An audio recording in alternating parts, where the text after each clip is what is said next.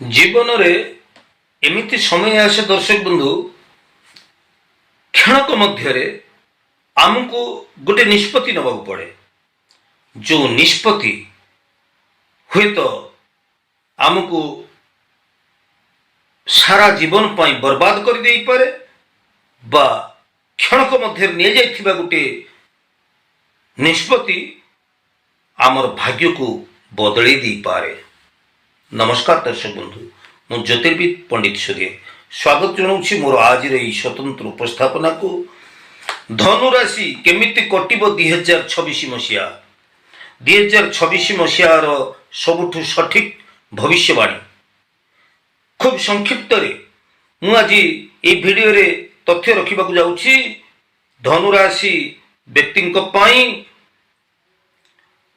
चाकरी वृत्ति आपणकर व्यवसाय आर्थिक दिग प्रेम विवाह स्वास्थ्य शिक्षा ये तमाम प्रसंग उपरे खूब संक्षिप्त सठिक भविष्यवाणी रखा जाऊँगी। चंद्र राशि आधार ग्रह मानकर गोचरीय भ्रमण स्थिति को लक्ष्य रखी मु प्रस्तुत करिछि आपन आज स्वतंत्र उपस्थापना केमिति कटिब 2026। धनुराशि वर्तमान आपणकर सप्तम बृहस्पति रही केतु आपणकर नवम रही बुध शुक्र द्वादश थिला बेले रवि मंगल आपणकर जन्म राशि रही राहु आपणकर तृतीय स्थान थिला बेले शनि आपणकर चतुर्थ रही। तेणु ग्रह मानकर एतादृश गोचरीय भ्रमण अवस्थिति एवं चंद्र राशि आधार रे आमे आज प्रस्तुत करिछे आपन सबुठु सठिक भविष्यवाणी।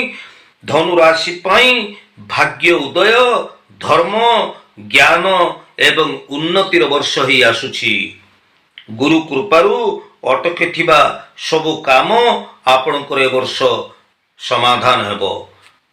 विगत दिनरु जो आशा अभिलाषा महत आकांक्षा आपणकर थिला से सबु ए वर्ष आपणकर पूरा हेई परिबो।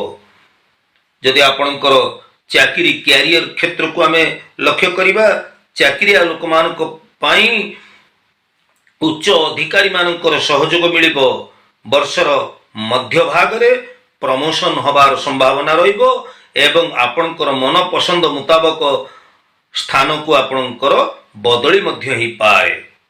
जो माने चाकरिया से प्रार्थी माने रहिचंती से माने ए वर्ष नूतन चाकरी वृत्ति टीए पाई परिबे बा कर्म संस्थान टीए पाई परिबे। व्यवसाय क्षेत्र रे जो माने जड़ित अछंती व्यवसायी भाई भौणी माने आपण माने जदि शिक्षा ट्रैवल्स पब्लिशिंग धार्मिक क्षेत्र पाई किछि जदि व्यवसाय आपण करूछंती विदेश रु संपर्कित लाभ पाई जदि किछि आपण व्यवसाय करूछंती ताहले निश्चित भाव में ये सब क्षेत्र रे आपण बेस सफलता हासिल करि परिबे।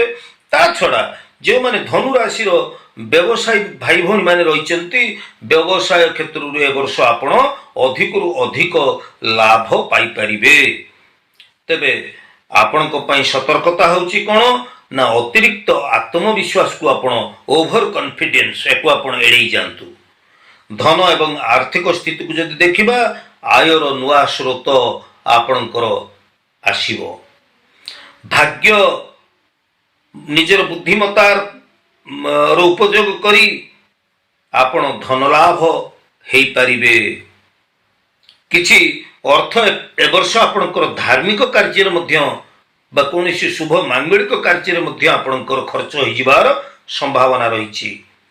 तेबे सतर्कता कोन रहिछि काहाको अतिरिक्त दान दियंतु नाही। अनावश्यक खर्च उपरे आपण ए वर्ष टिके नियंत्रण रक्षा करंतु। यदि प्रेम एवं वैवाहिक जीवन को आमे लक्ष्य करिबा ताहले प्रेम जीवन रे बा प्रेम प्रसंग रे ए वर्ष आपणकर स्थिरता बजाय रहिबो। जो माने अविवाहित पुत्र कन्या माने रहिचंती वर्ष आरंभ रु जून मास मध्य रे विवाहर जोग फिटिबो एवं जो माने विवाहित लोक रहिचंती दाम्पत्य जीवन रे जीवन साथी सहित भ्रमण करिवार मध्य सुजोग सृष्टि होउची।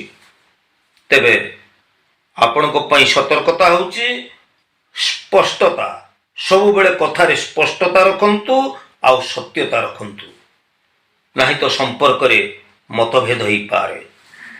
ପାରିବାରିକ ଗୃହସ୍ଥ ଜୀବନକୁ ଯଦି ଆମେ ଦେଖିବା, ପରିବାରରେ ସୁଖ ଶାନ୍ତି ସମ୍ମାନ ଅବ୍ୟାହତ ରହିବ, ସନ୍ତାନ ସୁଖ ମିଳିବ, ଗୁରୁ ଗୁରୁଜନ ମାନଙ୍କର ଆଶୀର୍ବାଦ ମଧ୍ୟ ପ୍ରାପ୍ତ ହେବେ। ଶିକ୍ଷା କ୍ଷେତ୍ରକୁ ଯଦି ଆମେ ଲକ୍ଷ୍ୟ କରିବା, ବିଦ୍ୟାର୍ଥୀ ବା ଶିକ୍ଷାର୍ଥୀ ମାନଙ୍କ କଥାକୁ ଯଦି ଦେଖିବା, ତାହେଲେ ଏ ବର୍ଷ ଛାତ୍ରଛାତ୍ରୀ ମାନେ ଉଚ୍ଚ ଶିକ୍ଷାରେ ସଫଳତା ହାସଲ କରିବେ। ବିଦେଶ ଦୂର ଯାତ୍ରା କରିପାରନ୍ତି, ବିଦେଶ ଯାତ୍ରା କରିପାରନ୍ତି ଉଚ୍ଚ ଶିକ୍ଷା ପାଇଁ, ଏବଂ ପ୍ରତିଯୋଗିତାମୂଳକ କମ୍ପିଟେଟିଭ ଏକ୍ଜାମ ଗୁଡ଼ିକରେ ମଧ୍ୟ ଶିକ୍ଷାର୍ଥୀ ମାନେ ସଫଳତା ହାସଲ କରିବେ। ଯେଉଁମାନେ ଧନୁ ରାଶିର ରହିଛନ୍ତି ବିଦ୍ୟାର୍ଥୀ, ସେମାନେ ନିଶ୍ଚିତ ଭାବରେ ଏ ବର୍ଷ ନିଜର ଦକ୍ଷତା ପ୍ରତିପାଦନ କରିବେ। ଯଦି ସ୍ୱାସ୍ଥ୍ୟ କ୍ଷେତ୍ରକୁ ଆମେ ଦେଖିବା, ତାହେଲେ ସ୍ୱାସ୍ଥ୍ୟ ଏ ବର୍ଷ ଆପଣଙ୍କର ଭଲ ରହିବ।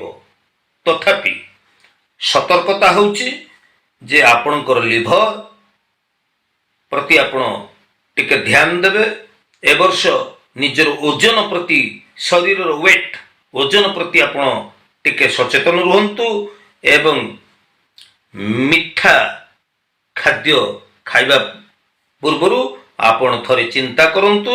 ତେବେ ନିୟମିତ ଯୋଗ, ସାତ୍ତ୍ୱିକ ଆହାର ଯଦି ଆପଣ ନିଅନ୍ତି, ତାହେଲେ ବର୍ଷ ତମାମ ଆପଣ ସୁସ୍ଥତାର ସହିତ ଜୀବନ ବିତେଇ ପାରିବେ। ମୁଁ ପୁନର୍ବାର କହି ରଖିବାକୁ ଚାହେଁ, 2026 ମସିହାଟି ଧନୁ ରାଶି ପାଇଁ ଭାଗ୍ୟ, ଧର୍ମ ଓ ସଫଳତାର ସୁବର୍ଣ୍ଣ ବର୍ଷ ହେଇ ଆସୁଛି। ଧୈର୍ଯ୍ୟ ଓ ସତ୍ ପଥରେ ଚାଲିଲେ ସବୁ କାର୍ଯ୍ୟରେ ଆପଣ ବିଜୟୀ ହେବେ, ସବୁ କାର୍ଯ୍ୟ ଆପଣଙ୍କର ସଫଳ ହେବ। ପ୍ରିୟ ଧନୁରାଶିର ବ୍ୟକ୍ତି ବିଶେଷ, ଏ ବର୍ଷର ଶୁଭ ଉପାୟ କ'ଣ? ବୃହସ୍ପତିବାରରେ ଆପଣ ଭଗବାନ ବିଷ୍ଣୁଙ୍କୁ ଦର୍ଶନ କରନ୍ତୁ। ଯଦି ଆପଣଙ୍କର ଗୁରୁ ଅଛନ୍ତି, ଗୁରୁଙ୍କର ପୂଜା କରନ୍ତୁ ଏବଂ ଯଦି ପାରୁଛନ୍ତି, ସାମର୍ଥ୍ୟ ରହିଛି, ତାହେଲେ ସୁବର୍ଣ୍ଣ ଧାରଣ କରନ୍ତୁ। ଭିଡ଼ିଓଟି ଆପଣଙ୍କୁ ଭଲ ଲାଗିଥିଲେ ନିଶ୍ଚିତ ଭାବରେ ଲାଇକ୍ କରିବେ, ସେୟାର କରିବେ ଏବଂ ମୋର ଭିଡ଼ିଓକୁ ଯଦି ନୂଆ କରି ଆପଣ ଭିଜିଟ୍ କରିଛନ୍ତି, ତାହେଲେ ସବସ୍କ୍ରାଇବ୍ଟିଏ ମଧ୍ୟ କରିବେ। ଆଜିର ଏହି ଉପସ୍ଥାପନାଟି ଆପଣଙ୍କୁ କେମିତି ଲାଗିଲା? ଯଦି ଆଜିର ଏହି ଉପସ୍ଥାପନାଟି ଆପଣଙ୍କୁ ଭଲ ଲାଗିଛି, ତାହେଲେ ଆପଣ କମେଣ୍ଟସରେ ନିଜର ସୁଚିନ୍ତିତ ମତାମତ ମୋତେ ଦେବେ। ଆଜି ତ ସମୟ ହେଇଯାଇଛି, ପୁଣି ଆମେ ପରବର୍ତ୍ତୀ ଅଧ୍ୟାୟରେ ଦେଖା ହେବା। ସେ ପର୍ଯ୍ୟନ୍ତ ମୋତେ ବିଦାୟ ଦିଅନ୍ତୁ। ମୁଁ ଜ୍ୟୋତିର୍ବିଦ ସୁଧୀର। ଜୟ ଜଗନ୍ନାଥ।